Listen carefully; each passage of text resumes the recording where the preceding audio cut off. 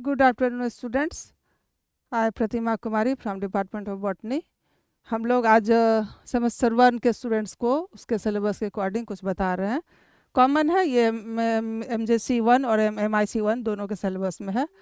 आप लोगों को पढ़ना जैसे कि 5 टॉपिक है, ऐसे हमारा 4 टॉपिक की क्लासिफिकेशन है। 5 किंगडम सिस्टम विटेकर का दिया हुआ वो, उसके बाद एल्गी का कुछ प्लांट्स पढ़ना है, उसका पूरे लाइफ हिस्ट्री, और उसके बाद बैक्टीरिया है और वायरस है। तो ये 4 टॉपिक है। 4 टॉपिक ऐसे हेड टॉपिक 4 है, लेकिन इसके अंदर डिटेल्स बहुत सारा है, कई लेक्चर्स इसमें लगेंगे। तो हम लोग ऑफलाइन क्लास में भी शुरू कर चुके हैं, और ऑनलाइन क्लास में हम लोग पिछले क्लास में थोड़ा सा डिस्कस किए थे सबके बारे में, एल्गी के बारे में। आज हम लोग कुछ प्लांट्स ऐसा है जो कि हमारे सिलेबस के अकॉर्डिंग है, तो हम उसमें से आज सेलेक्ट करके वॉलवॉक्स के बारे में उसका थोड़ा सा लाइफ हिस्ट्री डिस्कस करते हैं, ठीक है। तो वॉलवॉक्स का पहले तो हम लोग किसी भी प्लांट का जो लोअर प्लांट का हिस्ट्री लिखते हैं तो उसमें उसका सिस्मेटिक पोजीशन लिखते हैं। सिस्मेटिक पोजीशन में जैसे आ गया कि क्लास इसका क्या है, ऑर्डर क्या है, सब ऑर्डर क्या है, फैमिली क्या है, जीनस क्या है।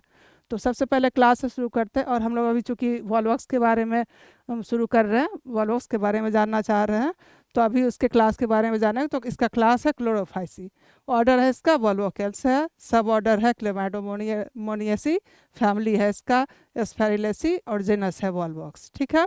तो पहले हम लोग किसी भी लोअर प्लांट का हिस्ट्री जब लिखना शुरू करेंगे तो पहले सिस्मेटिक पोजीशन लिखेंगे, यही लिखने का तरीका है। ये लिख लिए, उसके बाद उसका जनरल अकाउंट लिखते हैं। जनरल अकाउंट लिखे तो जनरल अकाउंट में उसका जनरल फीचर्स लिखते हैं, ठीक है। तो अब जो वॉलवॉक्स है हमारा ऐसा, जब देखते हैं कि रेंस में बारिश के बाद या ड्यूरिंग रेंस भी जहाँ पानी ठहरा हुआ पानी होता है उसके ऊपर हरा हरा सा परत सा दिखता रहता है, वही है वॉलवॉक्स, ठीक है। तो वो ऐसा रहा इसका। तो जनरल फीचर्स में इसका कि Volvox is a fresh water green mobile synovial form. वो जहाँ फ्रेश वाटर स्टैगनेंट वाटर है उसके ऊपर ग्रीन लेयर सा इसका बिछा रहता है, और ये कॉलोनी फॉर्म में रहता है। कई एक सारा बॉल स्फेयर के ऐसा रहेगा, उसके चारों तरफ ऐसा लगा सा रहेगा। ऊपर से बिल्कुल छोटा दिखता है ऐसे माइक्रोस्कोपिक साइज में, जब उसको फिर हम इलाज करके देखते हैं तो ये सारा डिटेल्स पता चलता है। अदरवाइज जैसे पानी के लेयर पर ऐसे जनरली देखते हैं हम लोग खुली आंखों से बारिश के दिनों में या आफ्टर रेंस, तो हरा परत सा दिखता रहता है। तो वो है कि फ्रेश वाटर के ऊपर ग्रीन मोबाइल और चलता सा रहता है, मोबाइल या मतलब कि जो मूव करता रहता है सिनोवियल फॉर्म में, which is popularly called rolling alga. Rolling alga इसलिए कि वो स्फेयर के रूप में रहता है, उसके बाहरी लेयर पे, बाहरी सरफेस पे ये अटैच रहता है, और वो अंदर ये स्फेयर हॉलो स्फेयर सा रहता है, उसके बीच अंदर सा रहता है कुछ वाटरी सब्सटेंस वगैरह रहा, लेकिन इसके बाहर उसके सरफेस पे अटैच रहता है, which is properly known as rolling alga. The term synovium denotes the assemblage organization of known numbers of identical flagellate individuals. वो कई सारे इंडिविजुअल्स अलग अलग है, लेकिन वो एक असेंबलेज में, एक कॉलोनी में, म्यूसिलिनस सेट के अंदर एक अटैच होके रहता है। सब ऐसा फिजिकली सब अलग अलग है, इंडिविजुअल है। इंडिविजुअली ये बिल्कुल अब मैच करता है हमारा क्लेमाइडोमोनस से। क्लेमाइडोमोनस में रहा ऐसा रहा, उसका वो एक कॉलोनी फॉर्म में जब आ गया तो उसको वॉलवॉक्स कहते हैं, ठीक है। Which resembles the size of a pin head. मान लिया एक जो स्फेयर रहता है उसको बस बिल्कुल इतना छोटा है कि पिन का जो हेड होता है उसके साइज का लगभग अप्रॉक्स रहता है, ठीक है। The most common species of India और वॉलवॉक्स अफ्रीकनस है, वॉलवॉक्स ग्लैवलेटर है, वॉलवॉक्स रोजेटी एटसेट्रा, ठीक है। अब हम लोग थोड़ा सा इसके स्ट्रक्चर में आते हैं। स्ट्रक्चर में जाने के बाद इसका हम लोग स्ट्रक्चर नीचे देखते हैं। इसका स्ट्रक्चर यह देखिए इस तरह से, ये हमारा जो ये बिल्कुल कॉलोनी फॉर्म है, स्फेयर के रूप में कॉलोनी फॉर्म में है, ये इसका है सिनोवियल फॉर्म है, इसको मदर सिनोवियम कहते हैं। बाद में उसी में जब डिवीजन होता है तो उसके सिलोवियम के अंदर ही, उसके होलोस्फेयर के अंदर ही एक उसका नेक्स्ट जनरेशन भी बनता है। तो इसके इंडिविजुअल के एक एक सेपरेट करके कि इसके एक सेल को हम अलग से देखते हैं तो उसमें क्या सब चीज़ मिलता है हमको। ये इस तरह का स्ट्रक्चर रहा, कपसप इस तरह का रहा, ये इस तरह, उसके ऊपर बाहर की तरफ फ्लैजलम लगा होता है।